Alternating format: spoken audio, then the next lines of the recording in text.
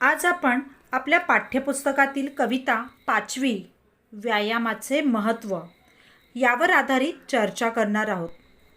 तर या कवितेचे कवी आहेत राष्ट्रसंत श्री तुकडोजी महाराज. आता यांचे पूर्ण नाव आहे माणिक बंडोजी ठाकूर. हे भारत देशातील महाराष्ट्र राज्यातले एक आध्यात्मिक संत श्री तुकडोजी महाराज म्हणून त्यांची ओळख. ते पूर्णतः आध्यात्मिक जीवनात लीन होते, मग्न होते. तुकडोजी महाराजांना राष्ट्रसंत हा सन्मान मिळाला होता. त्यांचे पूर्ण जीवन जात, धर्म, पंथ यापासून कोसो दूर समाजाच्या सेवेला त्यांनी समर्पित केले होते. तर असेही राष्ट्रसंत श्री तुकडोजी महाराज, त्यांच्याविषयी अधिक माहिती आपल्याला पाठ्यपुस्तकात दिली आहे, ती सुद्धा आपण बघूया. राष्ट्रसंत श्री तुकडोजी महाराज, त्यांचे पूर्ण नाव माणिक बंडोजी ठाकूर. त्यांचा कालावधी होता 1909 ते 1968. संत कवी, समाजसुधारक, अंधश्रद्धा, जातीभेद, धर्मभेद यांसारख्या समाजविघातक गोष्टींवर हल्ले चढवून त्यांनी देशभक्ती, अहिंसा व आत्मसंयम यांचे पाठ दिले. गावागावातून गुरुदेव सेवा मंडळे स्थापन केली. या कार्याबद्दल जनतेने त्यांना राष्ट्रसंत ही उपाधी देऊन त्यांचा गौरव केला. अनुभवसागर, भजनावली, सेवा स्वधर्म, राष्ट्रीय भजनावली इत्यादी पुस्तके प्रकाशित आहेत. शिक्षण, भेदाभेद व अस्पृश्यता निर्मूलन, अंधश्रद्धा निर्मूलन, स्वच्छता, सर्वधर्म समभाव याविषयी कळकळीचे आवाहन करणारा व अज्ञानी जनतेला वात्सल्ययुक्त भूमिकेतून लोकशिक्षण देणारा त्यांचा ग्रामगीता हा ग्रंथ खेडोपाडी आदराने वाचला जातो. समाजसुधारक श्री संत तुकडोजी महाराज, इनको राष्ट्रसंत ये उपाधि देके सम्मानित किया गया. राष्ट्रसंत ये एक समाज सुधारक है. इन्होंने हमेशा लोगों को अंधश्रद्धा, जाति भेद, धर्म भेद इन सब से दूर किस तरह से रहे, क्योंकि ये समाज विघातक घटक है. हमेशा ये लोगों को सीख देते, पाठ देते थे कि आत्मसंयम, देशभक्ति कैसे रखी जाए. ये उन्होंने पाठ लोगों को सिखाया है. तर आपण बघूया कवितेत त्यांनी काय सांगितलेलं आहे. तर मानवी जीवनातील व्यायामाचे महत्त्व प्रस्तुत कवितेतून कवीने स्पष्ट केले आहे. यानी इन्होंने इस कविता से व्यायाम मनुष्य के जीवन में किस तरह से महत्वपूर्ण है, ये उन्होंने हमें इस कविता से स्पष्ट किया है. तो देखते हैं हम लोग कविता. ये व्यायाम आरोग्यदायी मित्र, हे ध्यानी ठेवावे सूत्र. आळस वैरी मानिला सर्वत्र, सर्वतोपरी. व्यायामाविन सात्विक भोजन, तेही मारी विकारी होऊन. व्यायामे होय अग्निदीपन, अन्न पचन सहजची. व्यायामे जडत्व जाई दूरी, व्यायामे अंगी राहे तरतरी. रक्तव्यवस्था उत्तम शरीरी, वाढे विचारी सजीवपण. व्यायामाने सशक्त स्नायू, व्यायामे मानव होय दीर्घायू. व्यायामहीना पित्त कफ वायू, जर्जर करीती अत्यंत. व्यायामे वाढे प्रतिकारशक्ती, स्वावलंबनाची प्रवृत्ती. व्यायामे अंगी वाढे स्फूर्ती, कार्य करण्याची. आता या कविताच्या अर्थाबरोबरच त्याचे कठीण शब्दसुद्धा मी सांगते, ते तुम्ही तिथे लिहून घ्या. तर बघूया आपण पहिली लाईन. व्यायाम आरोग्यदायी मित्र, हे ध्यानी ठेवावे सूत्र. आळस वैरी मानिला सर्वत्र, सर्वतोपरी. आता आरोग्यदायी म्हणजे काय, तर आरोग्य देणारा म्हणजेच काय, तर हेल्दी, निरोगी राहतो आपण. तर कशामुळे, तर व्यायामामुळे. तर व्यायाम हा काय आहे, आपला मित्र आहे. हे ध्यानी ठेवावे सूत्र. सूत्र म्हणजे काय ते इथे अर्थ होतो फॉर्म्युला. हा नियम आपण लक्षात ठेवला पाहिजे. आळस वैरी मानिला सर्वत्र सर्वतोपरी. आता आळस हा काय आहे तर माणसाचा शत्रू आहे. वैरी, वैरी म्हणजे कोण तर शत्रू.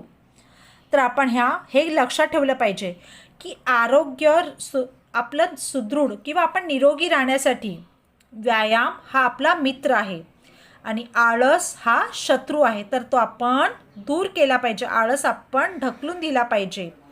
तर बघा इथे कवी काय सांगतात आपल्याला व्यायामाचे फायदे सांगताना. संत तुकडोजी महाराज म्हणतात की व्यायाम हा आरोग्य उत्तम राखणारा मित्र आहे. तर आळस हा माणसाचा शत्रू मानला गेला आहे. हा नियम तुम्ही कायम लक्षात ठेवा. देखो व्यायाम ये हमारा मित्र है. जो आरोग्यदायी मित्र है एक निरोग प्रदान करता है. जो व्यायाम के साथ रहता है वो हमेशा कैसा रहता है निरोगी हेल्दी रहता है. इसलिए व्यायाम को मित्र कहा गया है. ये फॉर्मूला हमें हमेशा याद रखना है. बराबर. और दूसरा क्या दिया उन्होंने आळस वैरी मानिला सर्वत्र सर्वतोपरी. म्हणजेच काय तो आलस ये हमारा शत्रु है. जो आलस करता है वो हमेशा किसी ना किसी शारीरिक व्याधि या बीमारियों से वो लड़ता रहता है. और इसीलिए कवि क्या कहते हैं हमें व्यायाम को अपना मित्र बनाना है तो आलस को अपना शत्रु बनाना है ताकि हम हमेशा निरोगीदायी रहेंगे. और ये फॉर्म्यूला ये नियम हमें हमेशा याद रखना है. आपण पुढच्या कडव्याकडे म्हणजे दुसऱ्या कडव्याकडे वळूया. व्यायामाविन सात्विक भोजन तेही मारी विकारी होऊन. व्यायामे होय अग्निदीपन अन्न पचन सहजची.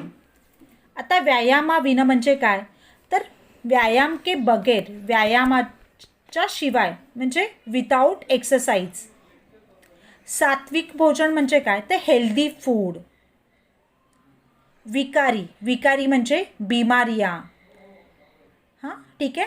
तर बघा हे या आणखीन त्याच्या खालच्या ओळीवरती बघा अग्निदीपन दिले. अग्निदीपन म्हणजे काय की भूक लागणे. ठीक आहे.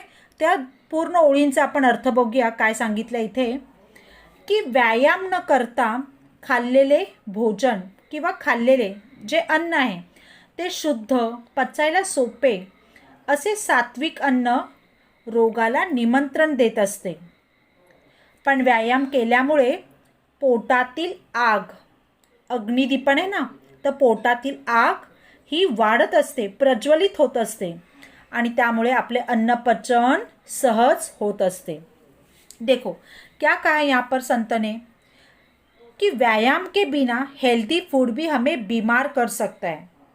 व्यायाम की वजह से अपने अंदर की जो एनर्जी लेवल है वो हमेशा ही बढ़ती है क्योंकि अन्न पचन यानी क्या तो फूड डाइजेशन ये जो अपनी प्रक्रिया है वो सही तरीके से होती रहती है और उसकी वजह से हमें एनर्जी मिलती है. बराबर. त्याच्या पुढच्या कडव्याकडे आपण वळूया.